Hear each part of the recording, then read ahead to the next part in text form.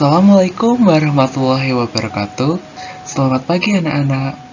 Hari ini kita akan belajar mengenai pemisahan campuran, sifat fisika dan sifat kimia serta perubahannya. Namun kita fokus pada pemisahan campuran. Nah, untuk mengetahui materinya kita simak video berikut ini. Sebelumnya, tujuan pembelajaran pada pagi hari ini, yang pertama, melalui penayangan PowerPoint, peserta didik dapat menyebutkan jenis pemisahan campuran. Yang kedua, melalui penayangan PowerPoint, peserta didik dapat membedakan jenis-jenis pemisahan campuran. Dan yang ketiga, melalui pengamatan berbantuan video, peserta didik dapat menerapkan konsep pemisahan campuran dalam kehidupan sehari-hari. Selanjutnya, kita akan belajar mengenai pemisahan campuran. Tahukah kalian apa itu pemisahan campuran? Baik, untuk memperoleh zat murni dari suatu penyusun campuran, maka harus dipisahkan. Misalnya, ketika kita mencampurkan antara pasir dengan air, kita harus memisahkannya. Mungkin kita bisa memisahkannya antara pasir dan air itu dengan suatu cara. Nah, itulah disebut dengan pemisahan campuran. Nah, zat-zat dalam campuran tersebut dapat dipisahkan secara fisika.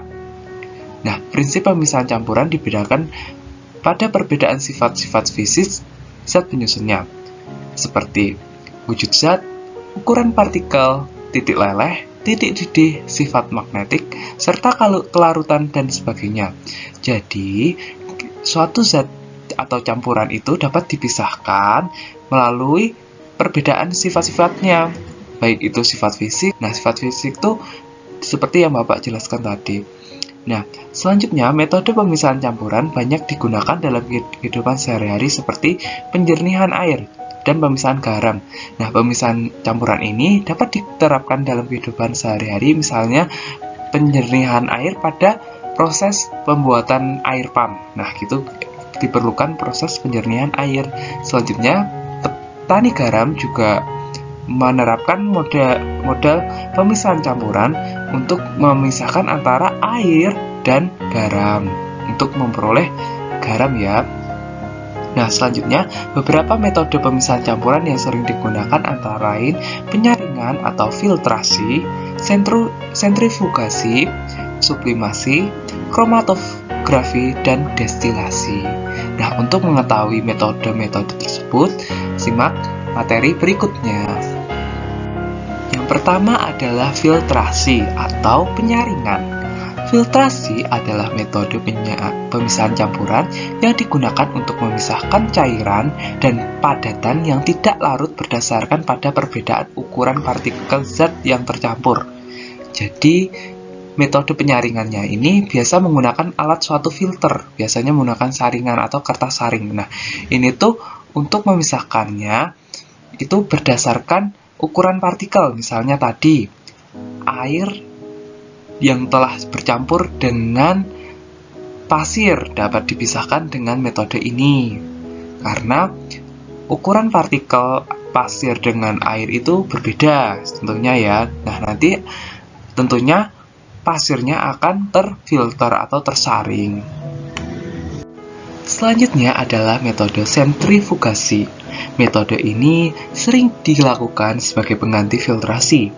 Dengan catatan, jika partikel padatan yang terdapat pada campuran memiliki ukuran yang sangat halus dan jumlah campurannya lebih sedikit. Nah, metode sentrifugasi digunakan secara luas untuk memisahkan sel-sel darah merah dan sel-sel darah putih pada plasma darah. Dalam hal ini, padatan adalah sel darah merah dan sel darah putih yang akan mengumpul di dasar tabung reaksi. Sedangkan plasma darah berupa cairan yang berada di bagian atas. Jadi, sentrifugasi ini untuk memisahkan jika partikel zat padatan yang ada pada campuran itu memiliki ukuran yang sangat kecil. Misalnya tadi untuk memisahkan sel-sel darah merah dan sel-sel darah putih dari plasma darah. Selanjutnya adalah destilasi atau penyulingan.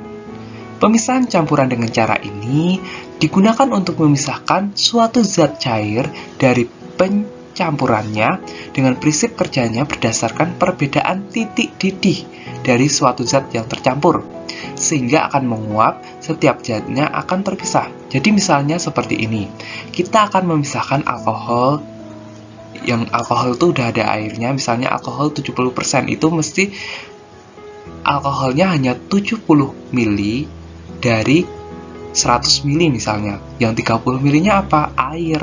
Nah, itu kita pisahkan misalnya alkoholnya. Nah, tentunya alkohol dan air itu memiliki titik didih yang berbeda. Nah, makanya nanti dia akan menguap, kemudian akan mengalami suatu pengembunan di tengah itu, yang dekat dengan tengah itu, yang ada kayak tabung ke bawah itu. Nah, itu nanti akan mengembun, itu nanti diisi air terus. Jadi di tengahnya itu ada air yang mengalir guna mengembunkan dari uap yang tadi. Nah, biasanya ini alkohol yang mengembun tuh. Kemudian dia akan tetes ke bawah, masuk ke wadah penampungan dan menghasilkan hasil alkohol murni. Nah, dalam dunia industri, prinsip ini digunakan pada penyulingan minyak bumi. Minyak bumi terbagi atas berbagai macam komponen minyak bumi yang berbeda titik didihnya.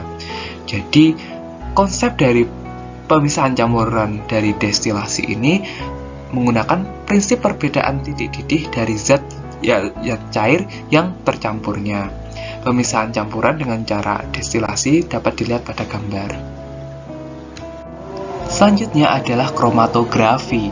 Kromatografi merupakan metode pemisahan campuran yang didasarkan pada perbedaan kecepatan merambat antar partikel-partikel zat yang bercampur dalam suatu medium diam ketika dialiri suatu medium gerak. Jadi seperti ini. Metode pemisahan dengan cara kromatografi ini digunakan secara luas dalam berbagai kegiatan, diantaranya untuk memisahkan zat warna dan tes urin untuk seseorang yang dicurigai menggunakan obat terlarang atau narkotika, dan mengidentifikasi hasil pertanian yang tercemar oleh pestisida. Nah, misalnya pada gambar itu, nah itu titik-titik itu maksudnya, itu tuh dia tuh kayak nodanya, atau kita mau memisahkan misalnya. Nah, nanti dia akan semakin lama semakin memudar. Nah, itulah yang nanti bisa kelihatan antara satu dengan yang lainnya, atau antara partikel satu dengan partikel penyusunnya. Jenis kromatografi yang paling banyak digunakan adalah kromatografi kertas, kromatografi lapis tipis, dan kromatografi gas. Selanjutnya adalah sublimasi. Nah, tahukah kalian apa itu sublimasi? Sublimasi adalah proses pemisahan campuran yang didasarkan pada komponen campuran dengan salah satu komponen dapat menyublim atau mengalami perubahan wujud dari zat padat menjadi zat gas. Nah, sedangkan komponen lainnya tidak dapat menyublim.